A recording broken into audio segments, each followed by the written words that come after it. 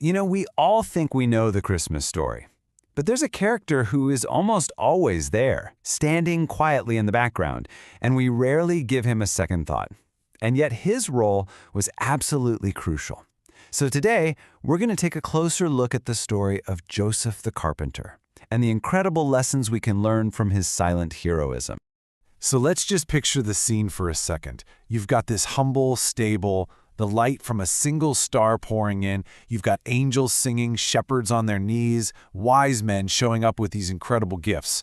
But right in the middle of all this heavenly celebration, there's a man who doesn't say a word. Just a simple carpenter who's been given pretty much the most important job in all of history. So, who was this guy, and what can his story really teach us? Some people have called him the unknown soldier of the Christmas story, and that really fits, doesn't it? Joseph's job wasn't to be the star of the show. His job was to be the silent protector. He was the shadow that let the light shine, the quiet guardian of a sacred, divine secret. But here's the thing. Joseph's journey was anything but easy. He faced one trial after another that would test his faith, his courage, his entire character. And the very first challenge he faced, well, it was a deeply personal one. It was a crisis that forced him to choose between what the law demanded and what his own heart was telling him. Can you just imagine the weight on his shoulders? This was a good man, a righteous man.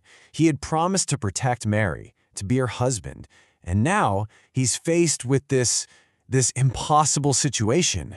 The woman he's pledged to marry is pregnant, and he knows for a fact that the child isn't his. What do you even do in that situation? So he basically had two options, and honestly, both of them were just heartbreaking. He could follow the letter of the law, which meant public accusation, shame, and a truly brutal end for Mary. Or he could go against all of that and risk his own reputation, his own honor to save her. It was a choice between justice and mercy, and Joseph, he chose mercy. He chose to protect her, even if it cost him everything. And this right here is what makes Joseph's story so incredibly powerful.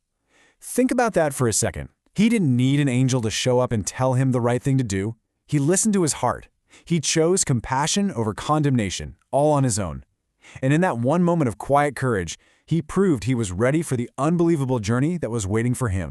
So, after an angel comes to him in a dream and confirms everything, Joseph's quiet mercy turns into this powerful, active acceptance. He totally embraces his role as Jesus' earthly father, a mission that, let's be honest, would bring a ton of social shame, but also this immense, sacred honor. There's that saying, any man can be a father, but it takes someone special to be a dad. And man, was Joseph ever a dad. He was so much more than just a guardian.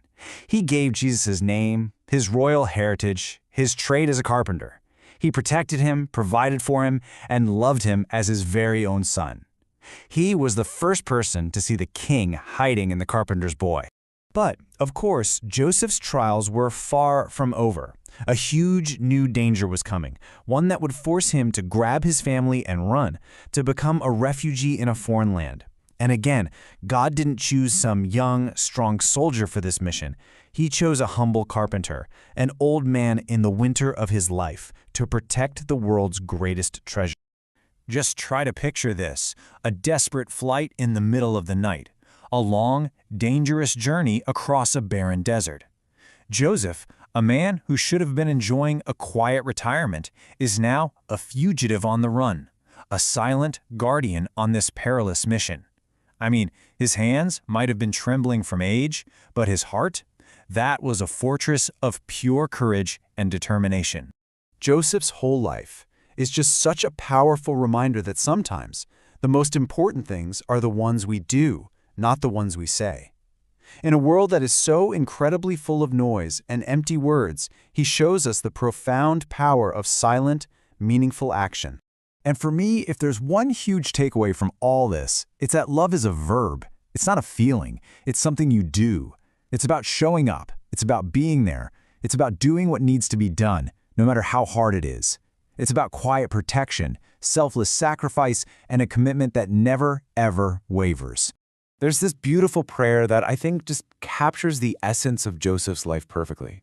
It goes, "O Joseph, you are the cover of the holy book, protecting its pages without being written in them. Teach us to serve in silence. Teach us that holiness is not in noise, but in quiet obedience amid the storms.